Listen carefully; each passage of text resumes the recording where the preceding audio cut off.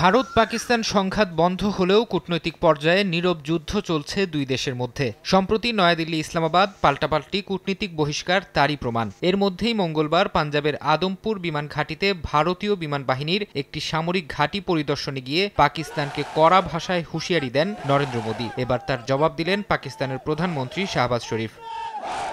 বুধবার ভারতের বিরুদ্ধে অপারেশন বুনিয়ান মারসুসে অংশ নেয়া সেনাদের সঙ্গে দেখা করতে শিয়ালকোটের পাসরুর সেনানিবাসে যান শাহবাজ। এই অপারেশন পাকিস্তানের জন্য একটি ঐতিহাসিক মুহূর্ত বলে মন্তব্য করেন তিনি। এ সময় শাহবাজ শরীফ বলেন, নরেন্দ্র মোদী যদি ভবিষ্যতে সংঘাতের পথ বেছে নেন তবে পাকিস্তানের পাল্টা আঘাতে ধ্বংস হয়ে যাবে ভারত।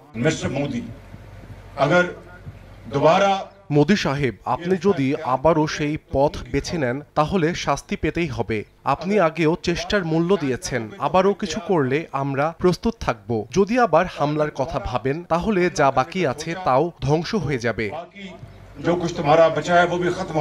সিন্ধু পানি চুক্তি ভঙ্গ না করার বিষয়েও ভারতকে সতর্ক করেন পাকিস্তানের প্রধানমন্ত্রী। বলেন, 1960 সালে যে পানি চুক্তি হয়েছিল সেটি ভাঙার কথা যেন চিন্তাও না করে তারা। এ সময় শাহবাজ বলেন, পাকিস্তান শান্তি চায়, তবে দেশটির শান্তির আকাঙ্ক্ষাকে কেউ যেন দুর্বলতা ভেবে ভুল না করে।